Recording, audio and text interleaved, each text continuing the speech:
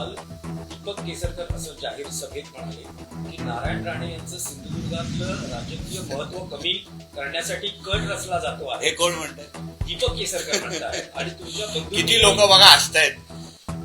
दीपक केसरकरजींनी असं सांगावं की राणे साहेबांचा संपवण्याचा कट रचला जातो हे दीपक केसरकर साहेब म्हणतायत. 14 पासून कोणी काय केलं? किती हसतायत बघा. 2014 पासून कोणी सुरुवात केली? राणे साहेबांच्या विरोधात दहशतवाद हा विषय कोणी चुकीची त्यांची प्रतिमा खराब केली? 14 पासून ते 24 पर्यंत हा जो काही प्रवास राणे साहेबांचा आणि राणे कुटुंबाचा झालेला आहे त्याची सुरुवात कोणी केली? 2014ला.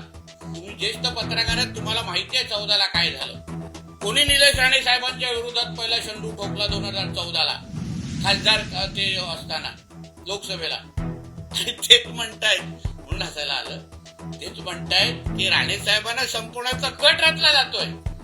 अहो, भारतीय जनता पक्षाने सन्मान्य राणे साहेबांना जो सन्मान दिला, भारतीय जनता पक्षाने जो राणे साहेबांबरोबर आज पूर्ण राणे साहेबांना जे काही ताकदीने उभं केलेलं आहे, आज भारतीय जनता पक्ष नसता तर राणे साहेबांनी ही पूर्ण ताकद उभी राहिली नसती.